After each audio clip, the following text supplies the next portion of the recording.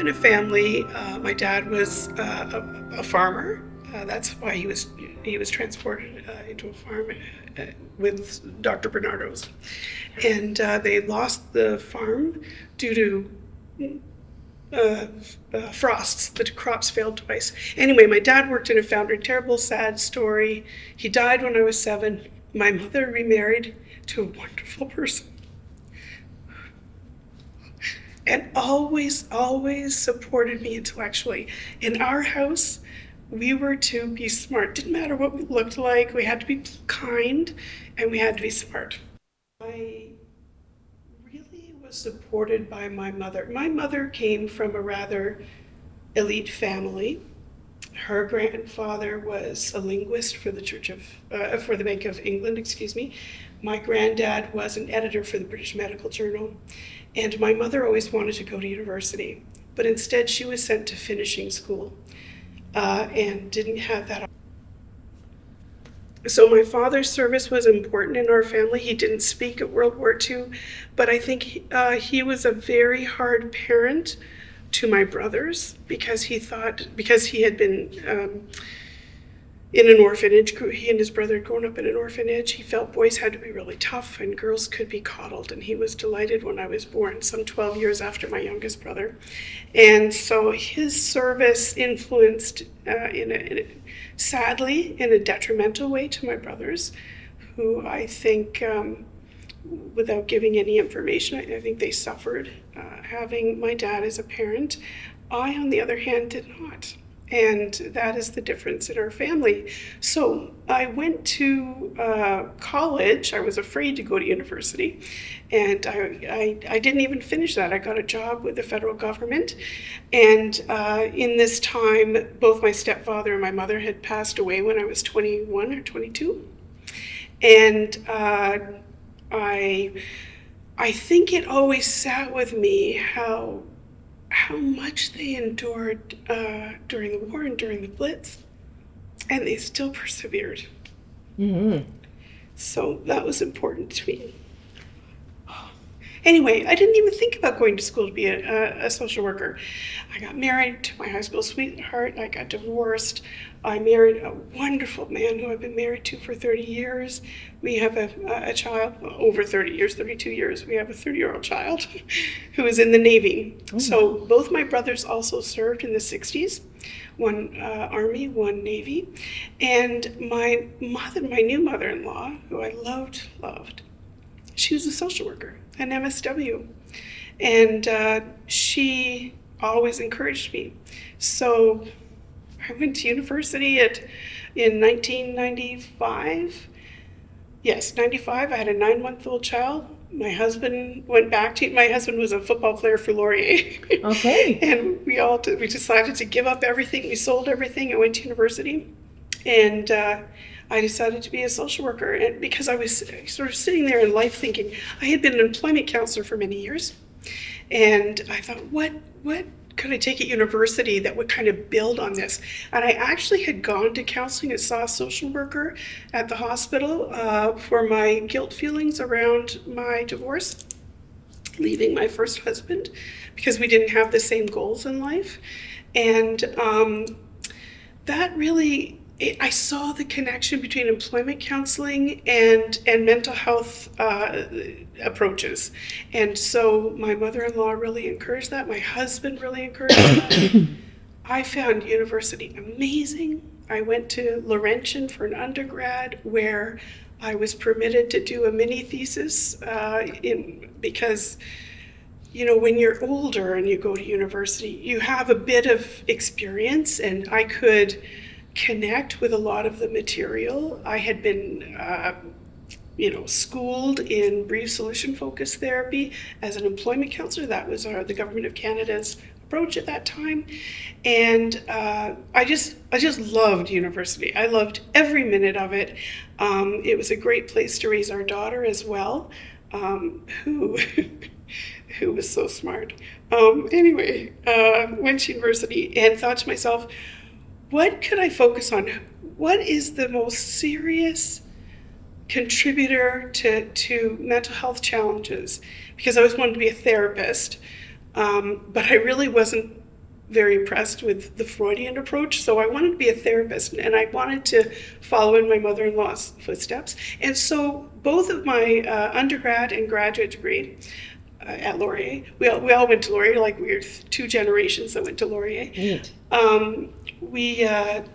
I wanted to look after people who had experienced childhood sexual abuse, adult survivors of childhood sexual abuse. I had never experienced it, but I had great compassion for people who, as I mentioned before, had the resilience to move forward despite the trauma they'd experienced. And then I worked during university for CAS in Ontario, and continued in that, but I did a field placement at the local hospital where I had actually sought services previously and just loved the mental health approach. I ran into some misogyny at CAS that, as you can probably guess, given my parents' history, I'm a bit of a feisty person, and I was just not going to allow that to happen to myself. So I applied to the military. They were seeking mental health clinicians, and it was the best thing I ever did. When I was at CAS, I was a parenting capacity assessor. I also worked frontline, but parenting capacity assessor. Did a lot of court work. But then I came to the military, and I went to a rural, mostly combat arms base where no one really spoke my mental health language, even though the people had experienced great trauma. There were a couple of physicians who were just amazing. But at that time, in 2005 or 6, the military wasn't great yet at mental health. And so that was a bit unsettling. But clinicians came from the Operational Trauma and Stress Support Center out of CF Health Services Center, Ottawa, to present on the Operational Trauma and Stress Support Center. And I just lapped it up. I loved it. They were speaking my language, so I applied to them and was hired very quickly and moved to Ottawa. And I don't know if I've answered your question. No. But that's the arc of like early childhood, the connection to resilience and trauma, and the kind of honoring my father. Beautiful. So just to help kind of me get a sense, you went to college for employment. No, I went to college as a legal assistant. Oh, okay. For 1 year. Okay. I kind of slept through the classes, but don't tell my girlfriends that because I'm still best friends with my gals from that course. Okay. 1979, we went to college. Okay. and they were amazing, and they had amazing careers. But it wasn't for me. And I applied to the summer student program with Employment and Immigration, and that's how I got in. I also then applied for an employment counsel. No, I applied for a reception and inquiry clerk, like the front desk clerk, and they hired me, and it took me several years, but I eventually got an employment counseling position, and And what year was that about? 1980 I started, and then I think in about 85 I got a slightly higher position as a service needs determination officer, and then in about 88 or 89 I got a job. I won a competition as an employment counselor, and then the government was downsizing. Right. And I was not on the chopping block, but I volunteered because I wanted to go to university. So that was 90-ish? That was 95. Okay, super. And then you started with the military in? I graduated from university in 2000. I worked for a few years with CAS, and I started with the military, I think 2005 or 2006. Okay, super. Just to give us kind of a sense. Yeah, sorry. No, that's okay. So you were in Ottawa? Is that? No. I ended up in Ottawa, yes. Okay. In 2005, 2006, I got the job at the Operational Trauma and Stress Support Center. I worked there till 2015 when I retired. I had the opportunity to run mental health services for CF Health Services Center, Ottawa, for a year and maybe 6 months, but I don't speak French. And of course, the position requires someone to be bilingual. You, of course, have to offer supervisory services and your subordinates, military language, your colleagues' first language, and I was not capable of doing that. So I decided, well, it's been wonderful, but I retired, and then I went to the Military Family Resource Center in Ottawa for a year, and then got headhunted by the Sexual Misconduct Support and Resource Center of the Department of National Defense. I know that the director called me once a month for about 6 months, and then I went to the SMSRC as a senior counselor, then a team lead, and then I became the special advisor on trauma and trauma-informed practices. What was kind of funny is the last day before I retired, my colleague and I presented to a group of D&D professionals in a particular type of work. And we presented on mental health and trauma.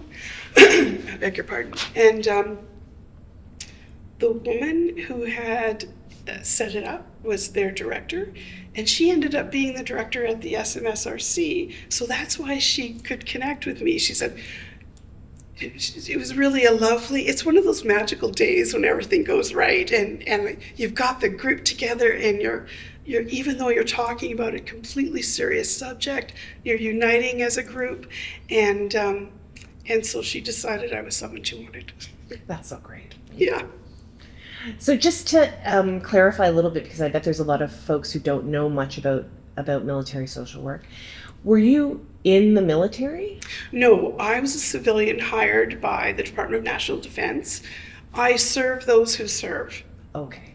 That's kind of how I see it. In that environment, so in mental health services, they have psychosocial services for everyday stressors, also for deployment assessment and support, among other things. Outcan positions when people are in their families or going outside of Canada to other international bases. Then there's the mental health team that look after, of course, people who've been diagnosed with mental health challenges. Of course, very medical model because it's in a hospital. And so you're working kind of to both stay on that line between advocacy, support, justice, and a medical model of approach. However, I didn't find that to be a terrible challenge. I didn't work on mental health services. I actually worked at the Operational Trauma and Stress Support Center.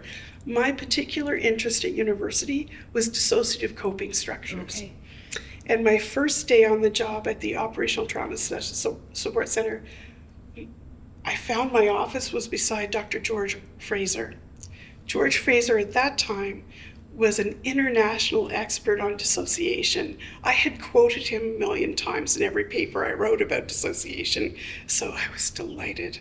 And to this day, we're very good friends. He's long retired. He was a doctor in the military and then went on to do psychiatry. Anyway, it was a wonderful experience. I did have a variety of clients. I didn't do all dissociation, but you can have a dissociative coping structure that is not diagnosed as DID or anything like that. Mm-hmm. And so I really love that. Mostly I saw men, and I did have a small caseload of women. Wonderful, wonderful.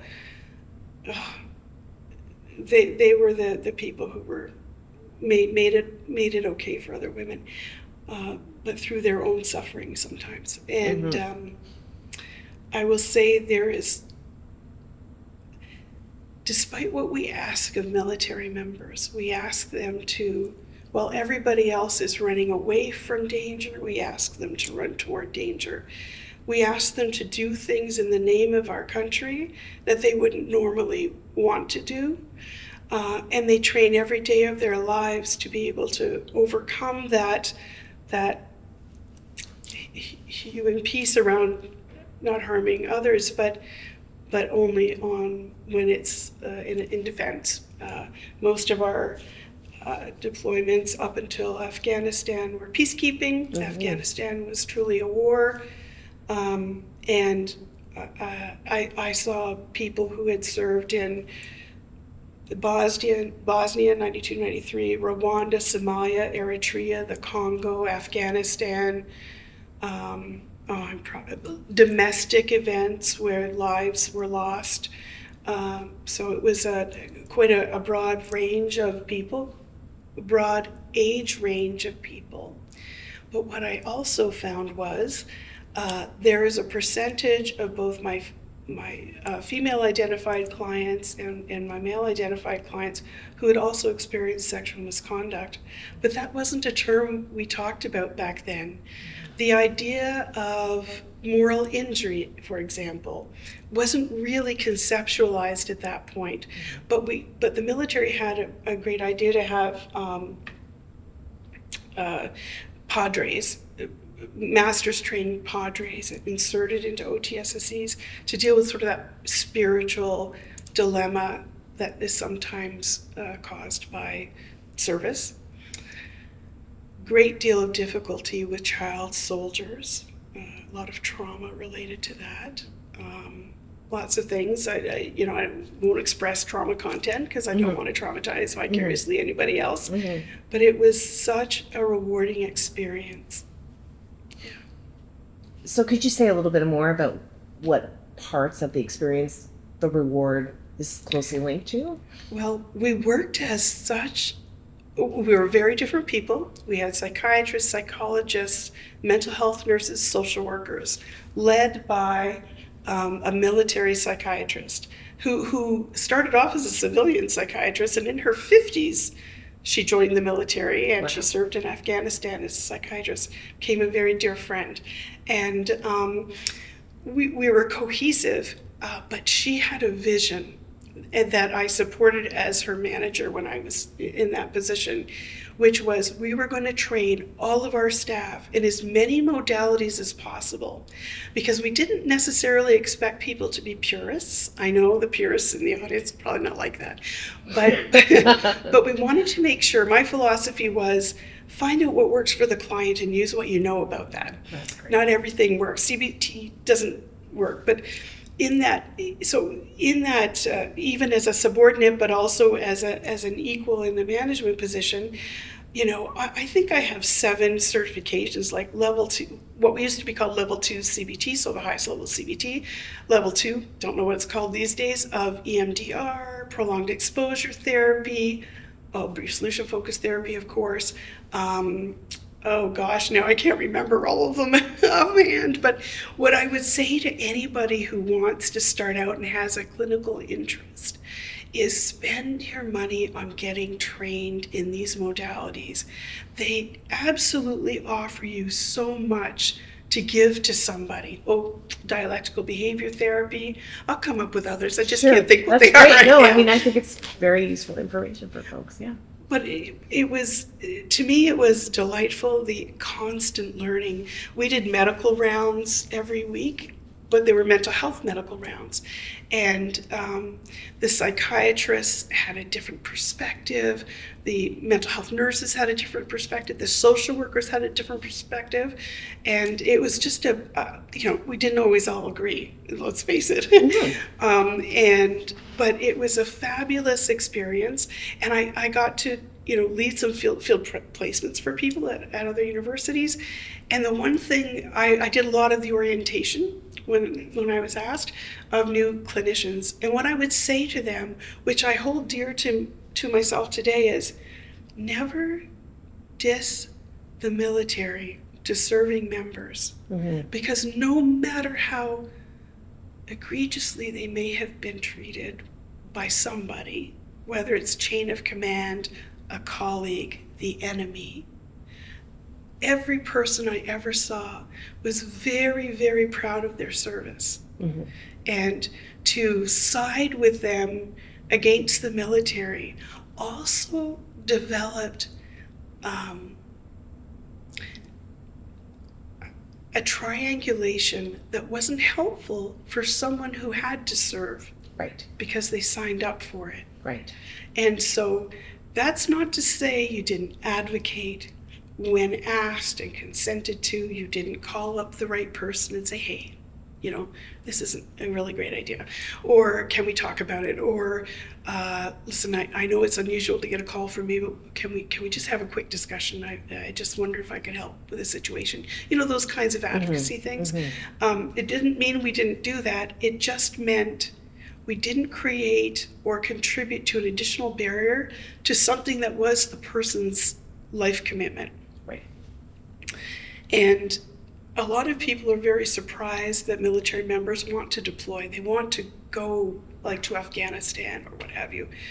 When we were active there in that theater of operations. And I just would say to anyone thinking about working for the military, they train every day to deploy, to defend, and to protect. And that is in their DNA at some point. Not everybody. It's a changing world. Different generations have different understandings of commitment and that sort of thing. I'm not an expert on that. And I haven't been doing counseling since 2015. But I would say that it seems to a lot of social workers, I've heard this from friends and colleagues, how can you work for the military when there is no social justice and there is this or that? And I say, because they are still humans, honorable humans, who even if they have actually engaged in sexual misconduct, they still deserve the compassion, respect, and support, because you will never help someone change behavior or feel more in control of their lives, or perhaps feel like their mental health condition is ebbing, if you can't respect them and have compassion for them. And so that was sort of my thoughts anyway. I don't think that's very articulate, but that's what I thought. So at the Sexual Misconduct Support and Resource Center, that came about because of media in the 90s. Maclean's had several editions of articles about sexual misconduct in the military. That went nowhere. It came out again, particularly with the most senior leadership and others. And there was so much happening that the military responded, but also a class action on sexual misconduct. And I've worked in the restorative engagement program, attempting to help the many, many amazing restorative practitioners that we have understand kind of military environment, but also really integrate trauma-informed practices. And I'm going to be really honest with you. I thought I was very trauma-informed as a clinician. And until I started researching and learning and dedicating every day to learning about being trauma-informed, I realized we can really miss the boat about that. Particularly, not to disrespect child welfare, because they do a very, very important job. But understanding, I can remember back when I was doing child welfare and some people wouldn't answer their phones, and I'd be like, those are terrified parents who did their best, even though their best isn't up to what the bar, but we just have to help them get to that bar. And you can't do that by being a combatant. Now, easy for me to say once removed, but I worked with those people, the wonderful people who were the parents who had offended in some way against their children or created a neglectful situation, and oftentimes they were doing better than their parents had done for them. And so I just it always harkens me back to those days that I think being trauma informed is I wish I'd been trauma informed as a parent. I was like screaming Mimi with my teenager who resents that to this day, only because one of the things I would say to new social workers too is, and I was also the practice leader for social work, which is normally a military position, but I was a practice leader in Ottawa for the time I was there, and so I would come home from a day of work and go work out immediately downstairs, because I couldn't take any more chatter. I couldn't take any more emotionality. Not fair to my child. Not necessarily fair to my husband. So what I did, I kind of learned from that and incorporated it into my practice.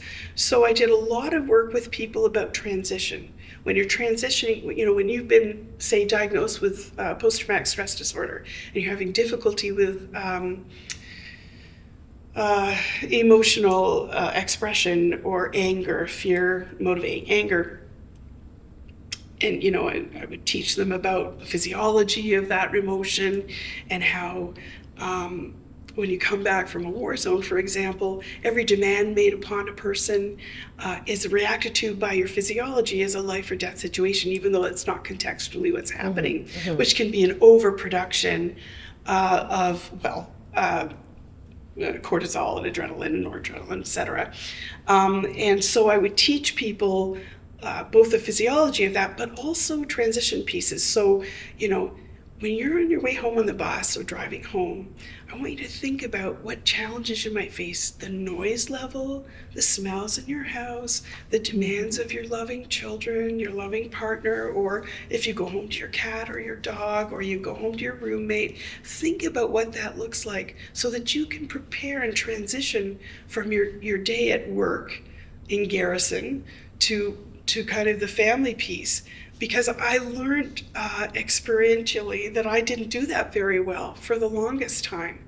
And so I thought, the other thing for new social workers is just to integrate kind of what you learn in your life and how it kind of reflects what other people are experiencing, perhaps in the same way, perhaps not, perhaps in a very different way, but maybe there are some things that connect. Mm-hmm. Am I boring you to death? No, very interesting. I've never thought about it like that. That's very interesting. That pragmatic, work, mental work, emotional work. We have to look after ourselves. Mm-hmm. And although we can be, I know we're social workers, we're not allowed to say experts, but we can understand how to convey that to others. Man, do we do a terrible job about internalizing it. And I don't want young social workers, new social workers, young or old, to sort of have to learn it the hard way.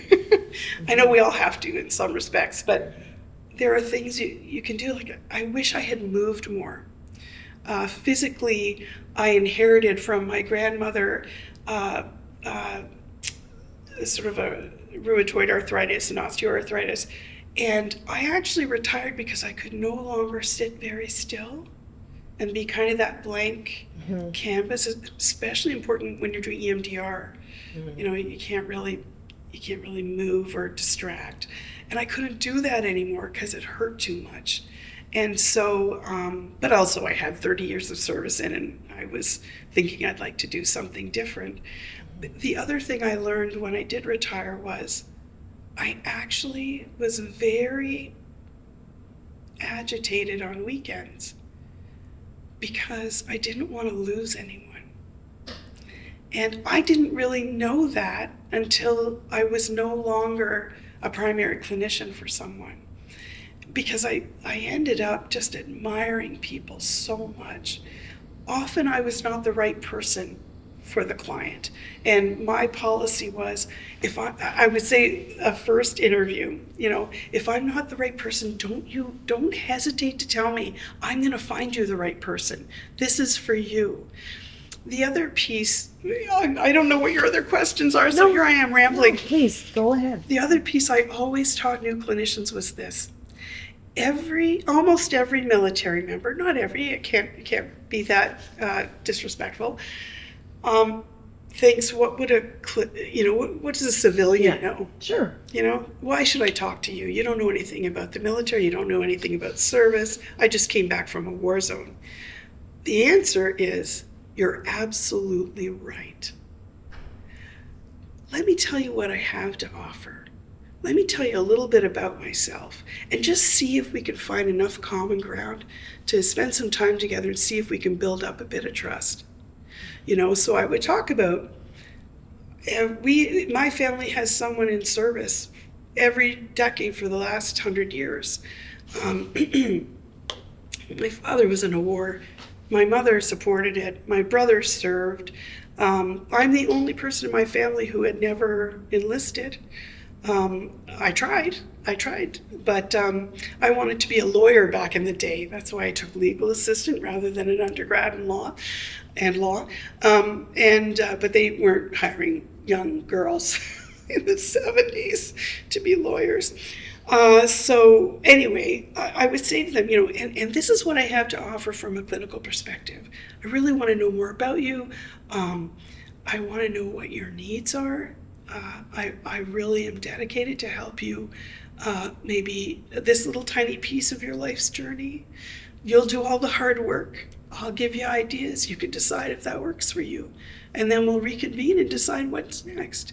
And so that seemed to be a way in because they wanted to hear that they were experts on their own lives, as every single client is. They're experts on their own experience. And respecting the military and offering that respect sort of was, I think, for a lot of people was soothing. But again, I was not the right person for everyone. Mm-hmm. And that's no harm, no foul. That's mm-hmm. great. Like, I want you to be able to tell me. I'm actually honored if you tell me that. Mm-hmm. Mm-hmm. So you talked a little bit about seeking out as much training as you can, learning a bunch of different modalities so that you have a variety of different resources to draw on in your work and also to offer to the people that you're serving in your work. Were there other things that you think helped you succeed and kind of move through, various different levels within your I think work? I was eager to learn about the military, so I never used my client to explain jargon. Because if they would say, well, I was in oh gosh, now the words are escaping me, it's been so long ago. I was in a lab and we hit an IED. And I'd be like, oh, right, okay. And then what happened? I wouldn't interrupt the person's flow to say, what's a LAV? What's an IED? Of course, incendiary explosive device, and I don't know what LAV stands for, but I'm pretty sure if my memory serves correct, it's a soft-sided vehicle. We went into Afghanistan with not enough armament, and things changed over time. But I would, sort of say to them, like I wouldn't ask. I'd ask my colleagues after. That was one of the things. Rely on your colleagues to help fill in some knowledge gaps. That was helpful to me. And I hate to say this, but age was helpful to me. Now, it was also a detriment because they would kind of look at me and I was a bit self-effacing. I said, yeah, you'd probably wonder what a middle-aged chubby chick is doing here. Well, not very social worky, is it? But the truth is, you have to kind of use their language a little bit. They might not say chick. That's a 70s thing. Obviously, it's my generation. And they'd say, well, I didn't want to say. And I'd say, well, I used to be a bodybuilder. I did this, I did that. My brothers, blah, blah, my father. And somehow there was enough there, especially around physical fitness, because I was decrepit by that point. Right after I had my child at 34, I started to get less mobile. And, they of course, what can she offer me, But it's meeting them and understanding that they're not trying to be rude to you. They're desperately trying to find a way to, first of all, push away anyone who wants to talk about mental health, mm-hmm. anyone who wants to in some way make them connect with their traumatic experiences. But also, they're desperate also to have help. Whether you're it or not, they don't know. But it's a leap of faith. And, even though this isn't quite the way it's supposed to be, very occasionally someone will track me down that I worked with and say thank you. I was at a conference not long ago in Ottawa. Was it the Women Veterans Forum? Or it might have just been a Veterans Affairs conference. And one of the guest speakers was someone I had worked with. And the gentleman, I hardly did any. I always would say to clients, even when we're ending, and we'd always build up to endings, care and, blah, blah, blah. And I hardly did any. I would always say to people, you did all the work. I did nothing here. Like, this is your life. These are your strengths. These are your accomplishments. Because people want to say, thank you so much. I owe you so much. And like, I'm just honored that I got to work with you. You did all the hard stuff. It's that kind of returning the power always in the relationship to the client. But anyway, this gentleman was the guest speaker, lovely human being, who saw me and said, I want Ruth Stanley Akiens to stand up. This woman saved my life. She saved my family's life. We should clone her for, and I'm like, oh my God. And of course, I have to respond by going, thank you so much for those kind words, but you did all the work, right? Because you never can let your ego. I was so embarrassed. I was looking behind me wondering who he was pointing to. And the lady with the mic came over and I was like, oh my gosh. The other thing is I've never sought like any kind of reputation or fame or anything. And that was very embarrassing for me, except it was so heartfelt and lovely, and I adored the person. And that person went on to do great things. But having said that, it's not always like that, but sometimes it is. And you have to remember that you just can't be something for everyone. Know what you're good at. You'll eventually develop that knowledge of yourself. For example, when we had medical rounds, if there was an angry person who they were going to, very close to kicking out of service, I'd be like, no, that's mine. Give me the angry people. Because I can relate to being angry. I'm a pretty angry person myself. And it's only fear. If we understand anger as a secondary emotion to fear, and I would get the angriest fellas to be my dearest fellas. And can you just say a little bit about how you would work with anger? Because I think there is a lot of fear around anger. And the thing about anger is you can only do it for so long because it takes a lot of energy. And you get a lot of information from someone who's angry. So how did you work with anger? I guess, first of all, like my first session was a mapping out of what I can do, trying to break down assumptions and agree that I'm not everything to everybody. Number one. The other thing I would sometimes say, sometimes when it seemed appropriate, would be, if I were a person in uniform who'd gone through the same thing you did, I might not survive being a clinician quite as well after speaking with you, because I'd relate so much to what you've been through. And then I'd have to do an awful lot of work on myself. So I'm kind of a clean slate for you that way. I have compassion, but I also have lots of knowledge. So anyway, when I would do that first interview, this is what I have, this is what you want, this is what therapy looks like. It's going to be hard, and it's going to be hard before it gets easy. But you're in the military and you're darn used to hard. So I have no doubt you're going to be successful at this. But I'm not going to ask much of you until you decide I'm worth trusting. And so you can get a really angry person who doesn't, I'm not swear, want mental health services, go, well, okay, I'm going to really give you an honest answer that I had once. Well, fuck you. I guess I have to stay. Essentially it's like it's not a tick in the box. I don't mean that, but to the person's internal thing, like, I'm going to get her this way. I'm going to get her that way. I'm going to get her this way. Try, because it's not a fight. And I'm going to role model for you that this isn't going to piss me off. Now, I used to have people, like when I didn't care if they yelled and screamed. I didn't care if they used bad words. I mean, I probably used more than I should have, and I could have gotten kicked out of the college. But the truth is, if they called me ma'am, I went, oh, no way am I ma'am to you. That's a sign of respect and superiority. I'm Ruth, because you're the boss here. You know, like didn't matter what rank they were. But also I'd have friends outside my door going, no, are you okay? Sure, we're fine. Thanks for checking. You know, I'm glad they checked. Who knows? You know, there could be danger. But in all the years I worked with, even with dissociative people, some people with DID, never one moment of violence. I had more violence in child protection than I never saw any in the military.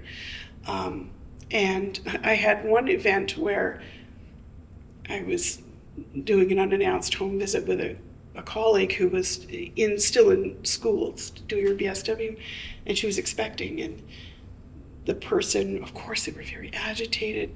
The person, I won't say, you know, how the person presented themselves, but basically had been terribly abused.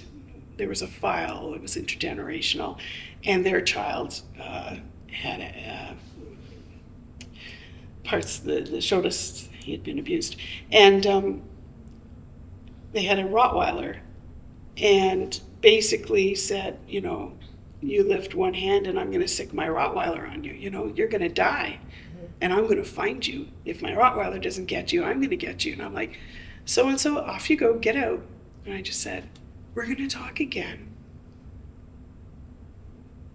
I might have to come back, and I hope you can keep your dog under control. And then I just walked out. Fast forward about 10 years, I'm sitting in pre-surgery. The two people are sitting across from me. And at a hospital in Ottawa, they had no idea what being trauma-informed was. So they were going at 6 o'clock in the morning, they were going around to each person who was awaiting surgery, asking them for their name, address, and telephone number out loud in the room. And I told the nurse, I am not telling you that information in public. I'll be happy to come to your desk and tell you. Well, she got angry with me. So I went to her desk and I said, listen, I've been threatened by someone out there. I worked in justice. I wasn't going to say I worked in child protection. I don't think they recognize me, but I certainly recognize them. And I'm not telling them my name, my address, and my phone number out loud. And so they had to put in precautions so that in recovery, when one of those people were in recovery with me, we were separate and I was being watched. But that goes with the territory. And I hope that nurse learned something that day about how vulnerable people are, not just pre-surgery, because I was scared to death and having a conniption fit because I'm scared, but also such a naive understanding of the world. Is that a bad story to tell? No, I think it's a good story to tell. Okay. It's a good story to tell. So, you held some management positions or Yes. supervisory positions? I managed all of the teams at Mental Health Services, and I'm at SMSRC. I managed the 24/7 telephone line. Yeah. Wow. So can you tell us a little bit about that, about the team and then the SRSC? SMRC. Oh, it used to be called SMRC at that time, but it's SMSRC, and it might be changing soon. New names. Branding. Sorry. Yes, exactly. My experience, and I also was the manager of a counseling team with the MFRC. Okay. But that's different. I built that team. Anyway. How'd you do that? Pardon? How'd you do that? That was fun. I had expectations, and so we had a previous manager at the OTSSC who was a lovely person, but had a different approach to management. And so I was very clear when I was the acting manager, we're never going to talk personally about anybody in a management meeting. We're going to talk about issues, and we're going to solve them, and we're going to be respectful. And to improve morale, I don't want anyone in a management position. Like there was like the clinical leaders and team leaders. And I was like, I want no backstabbing and no rumor mongering. And we were all very good friends. And occasionally I would have to say to my colleague, who was my boss at times, like, No, we're not going to talk about it like that. We're going to talk about the issue related to that. Keep it really issue specific. And what I did to improve morale, I stumbled a bit, I fell a bit, but I did some good things, I think, too. I had everybody in the place, and we were a group of both people in uniform, civilians, and veterans. And I said, if you want to bring in pictures of your service, of your family's service, of what you love in life, we're going to put them up in all the halls. So outside of everyone's office, there was something that rejoiced in service. And if they didn't have military service, it could, their athleticism or whatever. We didn't do like kids or anything like that. I just mean, like, I had a picture of my dad leaning against his ammo truck in Europe somewhere, and my colleague next to me was a military padre, and he had a picture of him on a line going from one ship to another ship, which they used to do. Anyway, it was something to sort of remind people that they were individuals and important, and that their relationship mattered. So we did that. I also did sort of team building exercises, but I learned a lot of humility because we did things like trivia. I would do trivia for special occasions and stuff. And I messed up the first time because I was from Southern Ontario, and my parents had retired to the Ottawa Valley. That's why I was in the Ottawa Valley. I was the last kid. I was still in high school when they retired. I did not understand politically, though I'm very interested politically now, the separatist movement or the preservation of the French language and culture. And so I would do trivia that I thought, everyone knows, because I was blind. Like, not everybody knew that. So I could see. So I quickly would change the questions if they were just too English, too Anglophone, like TV, American TV and stuff. And I one of my managers was a Francophone woman who is now an executive where I work. She was my boss and then became an EX. I would get her, like, what do you think of this? And tell me something that's really important in your culture that we could ask trivia about. So, like, I collaborated with people so that I didn't make that mistake again. But, that was one of my failings. It was the blinders I had on about being English in a largely English population. But I've always, and I think they know that, I've always respected the need for bilingualism. In fact, my mother spoke French. My mother went to boarding school in Switzerland, and she had to speak French. And so in Brantford, Ontario, where I grew up, she sent me on Saturdays to French language schooling in the 60s. Well, you can well imagine what that looked like. The woman pretty much kicked me out because I didn't know much French, and her approach was to never speak any English, which I understand now, the sort of the immersion. Pardon me? Immersion. Yeah. and I made darn good ensure my daughter was bilingual, because I we live in a country that is bilingual, and I just wish I could have achieved that. That's one of my regrets. But that was a piece of learning for me as a manager, and I didn't ever want to disrespect anyone, Mm-hmm. But we had a lot of fun. We did hard work. We heard trauma day in, day out, and we had to look after each other. What I learned being trauma informed is how to debrief without sliming people. Okay. And that was not even heard of, in the early 2000s. And it's a fairly, or even the teens, it's a fairly recent recognition that you need to debrief in a way that doesn't provide trauma content. So I teach that all the time at my work. Can you say a little bit more about that? Because I think it would be very helpful. Well, sure. So we try to follow a method of debriefing that sort of, first of all, gets consent. Tara, can I speak to you? I've had a really rough session. I'm just wondering if I can speak to you for a couple minutes. Do you have enough energy for me today? And you say yes or no, and that's fine. And so once I get your consent, then I say, hey, listen, oh man, I had a really rough session. That poor person, I know I'm not going to tell you what happened to that person, but I'm feeling angry, sad, just at a loss how to help, see, whatever. So you talk about the emotions, the impact of what it is to hear the trauma content, and then seek support. But to back up one step, we teach everybody, speak to your formal and informal social supports about how best to support you. My girlfriends know to take me for a coffee or go for a walk around the hospital. That was what I needed. But you see, our family, our friends, our informal supports often don't get told how to best support you.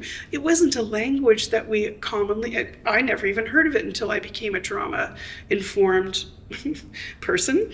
And so saying to my husband, dude, don't try to problem solve for me. And I don't mean to be like sexist, but like you assume that the person who needs support is a competent person who can problem solve on their own, and you need to ask what you can do to help. And if they don't know quite yet, then you can have in your toolbox what they told you when they weren't distressed works for them. I'm not doing a very good job of this, but it's sort of like an empathetic approach, you know? Respecting the person to be able to solve their own problems. You don't have to problem solve for the adult sitting in front of you. Mm-hmm. But what you can do is be prepared to support them because you've had that conversation, and do what they told you to do. And if that doesn't work for them today, great. But the first thing out of your mouth is, I'm super sorry that happened to you. What can I do to help? And I say, F off, Ruth, I don't know what I need right now. And I say, cool, want to go for a walk? Like that kind of thing. Mm-hmm. I'm sorry. No, I don't think that we talk about this stuff. We talk about debriefing, but I'm not sure anybody ever taught me how to debrief. So I imagine this would be very helpful for me. Okay. Well, it's hard to get your mind around now. And I'll tell you what challenges, if I had known when I was a trauma clinician that this is the way to debrief, honestly, what used to happen, and such a hypocrite. I used to go across the hallways with my girlfriend and say, without identifying the human being and respecting the human being, say, this is what happened, and blah blah blah blah blah. Oh my gosh, I feel so sorry for that person. What did that do? That just gave her all the trauma content and none of the power to address it. So I feel much better. I've unloaded onto somebody else. That is what we did, and it is not helpful. But I will say for social workers, learn from each other. It may not be the trauma content that you want to share, but you can learn a lot about providing therapy or understanding the context from, like my girlfriend was ex-military.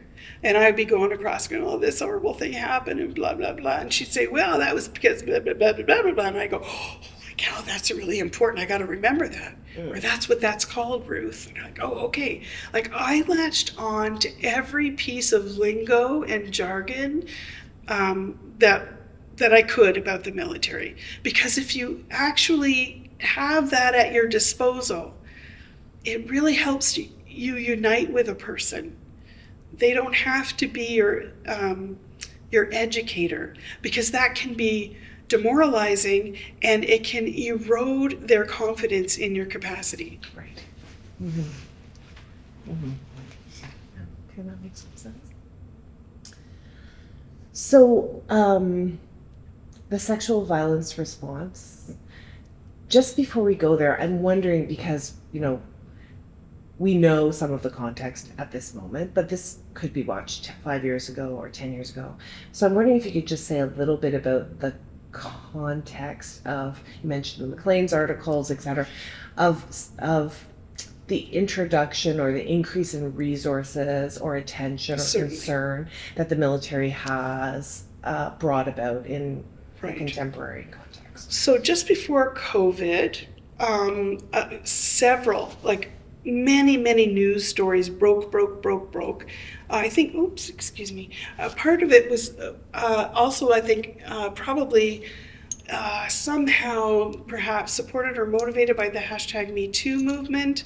But many men and women, mostly women, came forward because their superiors had sexually impinged upon them. It is against the Code of Service Conduct. It's against the ethos of military conduct. But indeed, the integration of women even into combat trades was very slow, and some of those pioneering women were very ill-treated, but even today it continues.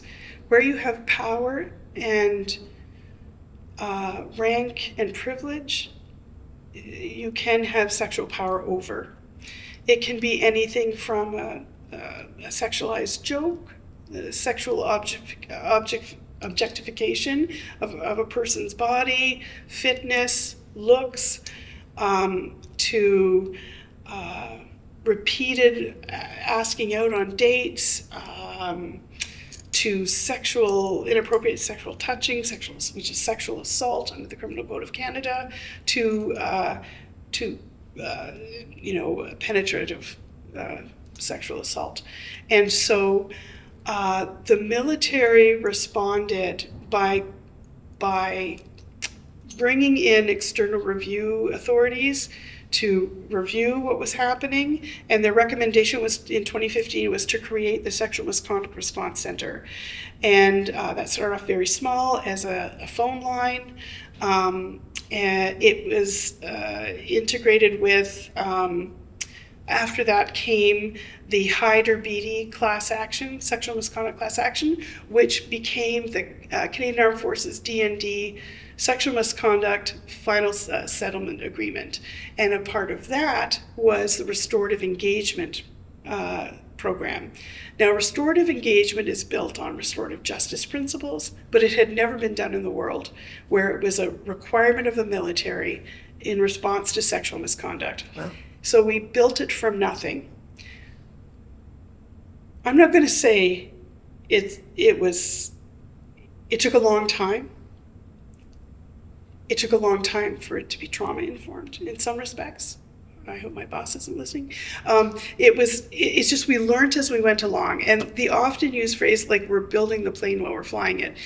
The reason being, there was such pressure at the top to get it going that there wasn't, and there were conflicts and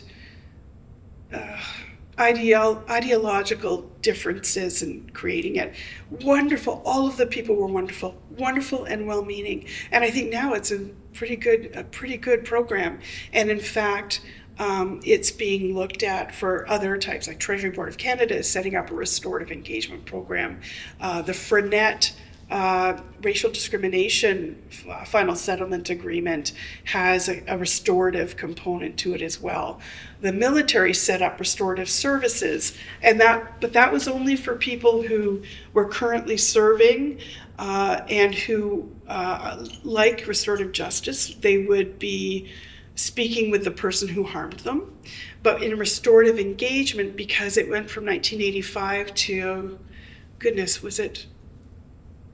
I can't remember the last date of it. I'm going to say 2020, but I can't remember what the cutoff date was for the class action. You had to have, applied as a class member and become a class member. It does not put together the harmed and the harmer, because many of the harmed from 1985 could be deceased or no longer serving. The military doesn't have jurisdiction over people who have left. So the concept was to have the harmed person work with a defense representative who represented the institution and who could, take their learning back to improve the military, and they would have to have their own individual plan to do that. And of course, it was all based on, most restorative justice principles, being relational, and being and there's programmatical boundaries, but essentially that came out of the Hyder Beatty, which became the CAF D&D Sexual Misconduct Final Settlement Agreement. So essentially, it was a kind of a media storm. The CDS, Chief of Defense Staff, calling on ex-Supreme Court judges as external review authorities to look at the issue of sexual misconduct in the military. There were 2 of those, and there was the Fish report on moving the reporting and investigation of sexual misconduct to the civilian courts from the military police. Like, all of these sort of innovations happened as a result of this kind of terrible rash of harm that came public. And I'm not going to tell you to this day that it's not happening. It happens every day. But what I'd like to think is we're seeing progress. And so that warms my heart. And we have young people, we have a recruiting issue. Of course, you can imagine what people are thinking when their children are thinking you join the military. But we're working on it. And I'm not the military. I'm not responsible for this. But again, I serve those who serve, and I think we have an important role internationally. Excellent. So are you continuing to work and be involved even though you're retired? Yes. Oh, yes. Since my retirement in 2015, that's when I came to the Sexual Misconduct Support and Resource Center. Sorry about that. Lovely, confused conversation. My boss would say, yeah, that's Ruth. No, I don't agree. I think it's a flow of consciousness, and it's wonderful. Yeah, that's where I sort of started as a senior counselor, and then I ran the team. I was team lead for what we call the 24/7 line, so 24 hours a day, 7 days a week. People who require support and resources can call us. We're independent from the chain of command, which means we don't report to the chain of command. They have no influence on discussion or the innovations we create. Although at the D&D level, an ADM, of course, and the minister has overall responsibility. And so then I went over to restorative engagement as we were standing that program up to make sure that what we called back then the affected person stream, that they were looked after, that there were conscious initiatives to ensure we were trauma informed. But also the largest part of my job in the last couple of years was literally teaching restorative practitioners how to be trauma informed, how to debrief, how to understand military rank, how to understand sexual misconduct in the military. But also I had the great privilege of also doing orientation to defense representatives who were meeting sometimes. It could happen in many, many ways, and I won't get into that, but the defense representative who was there on behalf of the institution to represent the institution as essentially not the individual who harmed them, but the institution that the harm took place within. So the wonderful, wonderful, dedicated people. Mm-hmm. And just to clarify, folks are able to seek resources even if they're not seeking to make a formal complaint. Is that right? Oh, absolutely. In fact, our 24/7 line is available to anyone who wishes to. We don't turn anyone away. I used to, as I said, I was a senior counselor. I would get phone calls from people who never served, who didn't experience sexual misconduct, but had experienced some other kind of sexual trauma. And so my job was to bridge them over to services in their community if they wished, or just to provide support on the line. So we don't turn anyone away, but our real focus is defense civilians, serving members and veterans, and everyone's families, because everyone is affected by sexual misconduct when it occurs, but also cadets, the cadet instructors. I'm probably leaving people out because I don't work in that area anymore, so I don't want to be like a spokesperson for them. Mm-hmm. But yeah, no, we have been really gifted with people contacting us. I won't say it's been fantastic. Like we were fledgling we were building, and we continue to build and innovate many programs. There are many more programs and services now. When I started there, I think there were 13 people, and there's almost 300 people there now. So, and I'm one of the remaining with a bit of corporate knowledge and maybe a pain in their butts. I don't know. For the right reason. I hope so. Yes. So what's going to happen next for you think? Well, I've reduced to 4 days a week. I'll then reduce to 3 days a week. I need 4 joints replaced, so wow. I'm going to be taking some time. I have thought about private practice, but I think the same physical issues exist, and probably they're advanced now, and so I don't think I could do private practice. But I've had many other gifts to contribute, like this experience, and I thank you for it. But also, I was invited to participate in something at Mount St. Vincent University called Transforming Military Cultures, which was a Minds grant. And although that's ended, there's, continued relationships and other initiatives happening. I was able to do some participatory research with the Dallaire Institute with veterans and clinicians. So I love the work. I have felt so honored and privileged to have a variety of experiences, really. But someday I'm just gonna hang out with my grandson. Well, that's cool. That's great. I think you've mentioned a few people along the way, but are there particular mentors or people who really helped you? Yes. Darlene Akiens was an MSW from Laurier, was my mother-in-law. She was sort of a second in command at the CAS that I worked at.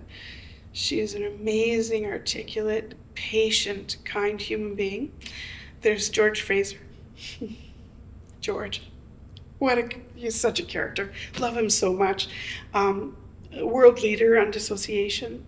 There's Dr. Susan Dowler, who is my friend, and who's just a great clinician.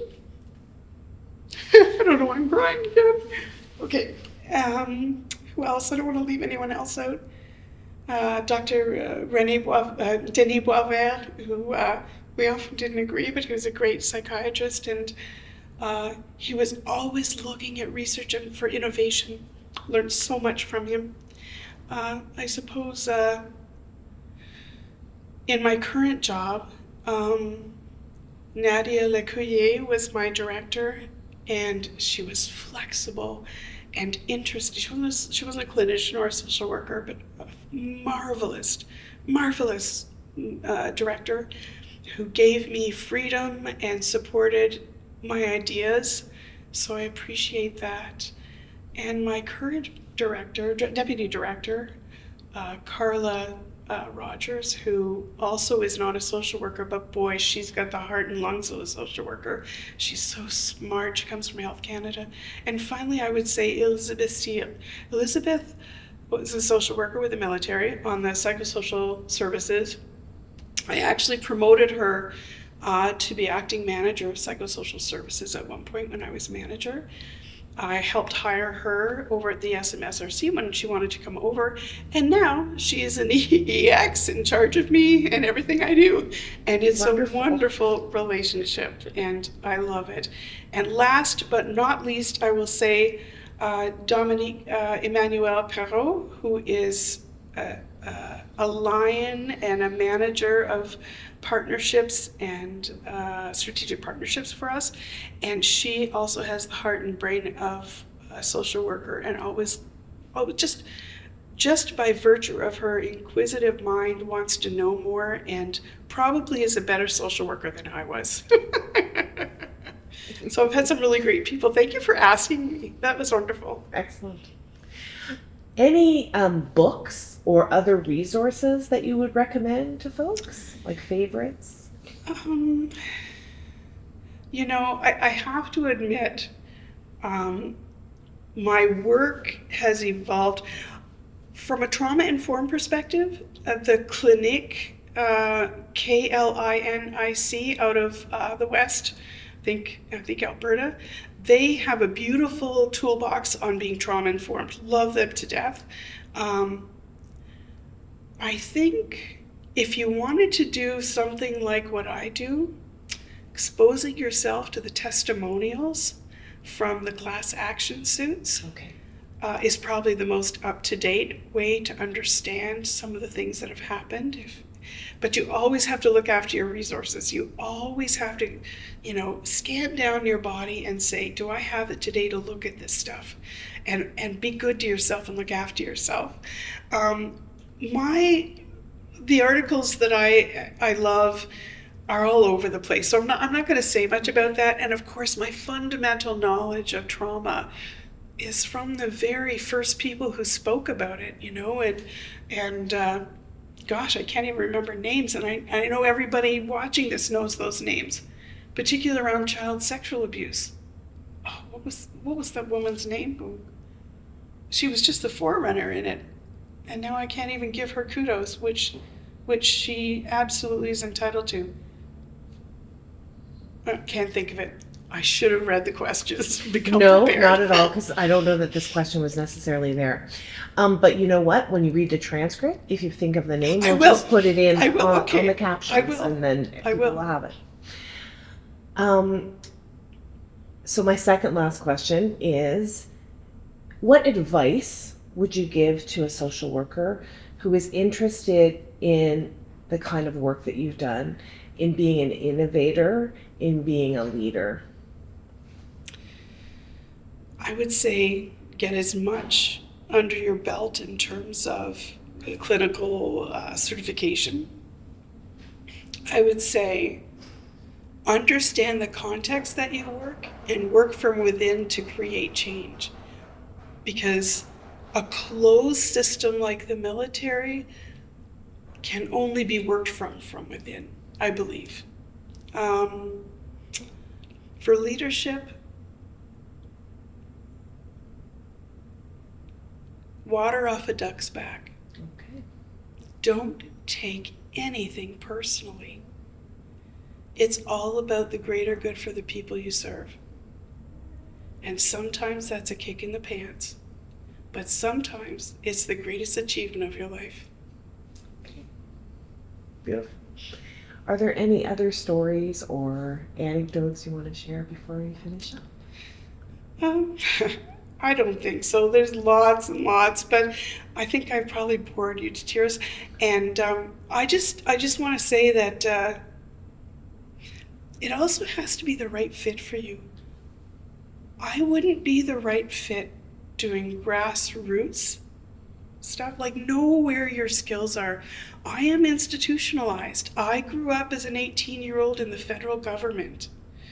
And I've really never, except for a few short years with CIS, never really varied from that. But I also knew what it meant. I knew where to look for alliances. I knew how to... I suppose the other thing is, if you're going to be a manager, be kind. Mm-hmm. Despite your frustration, your subordinate, even if they don't communicate it in any way, they need you to know that you have their back. Even if you don't agree with them, disagree with them in a way that kind of shows them what might be a sort of a related opportunity. When I've failed sometimes with people who were not social workers particularly, but who might have been unable to do the job, who, I wish I had been, I had to convey the same information, but I wish I'd been a little less worried about me. Right. Don't be a role, be a human. Of course, meet the requirements of your role. But remember that everyone is just looking for something to connect to. Thank you.